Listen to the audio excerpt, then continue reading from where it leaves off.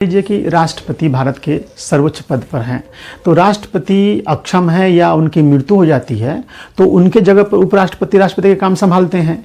यदि उपराष्ट्रपति भी नहीं रहे फिर राष्ट्रपति का कार्यभार कौन संभालेंगे? सर्वोच्च न्यायालय के मुख्य न्यायाधीश। यदि राष्ट्रपति भी न रहे तो उपराष्ट्रपति भी न रहे तो सर्वोच्च न्यायालय के मुख्य न्यायाधीश राष्ट्रपति का कार्यभार संभालते हैं।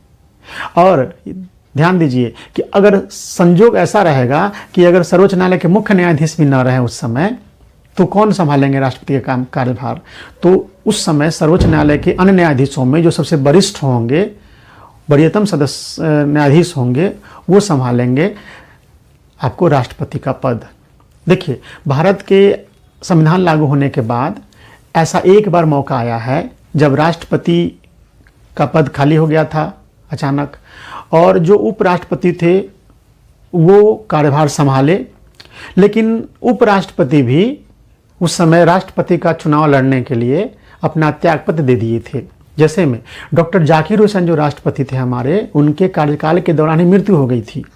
और जब आप जानते हैं कि राष्ट्रपति की मृत्यु जब हो जाती है तो उपराष्ट्रपति उस कार्य को संभाल लेते हैं, तो उपराष्ट्रपति राष्ट्रपति का कार्यभार संभाल लिए।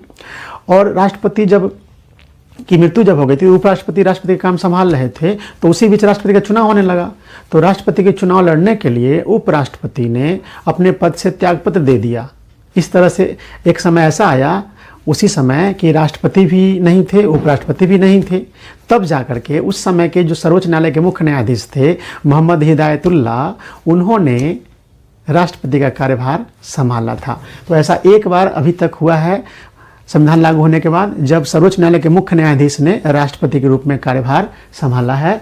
मोहम्मद हिदायतुल्लाह 20 जुलाई 1969 से 24 अगस्त 1969 तक राष्ट्रपति के रूप में कार्य किए हैं।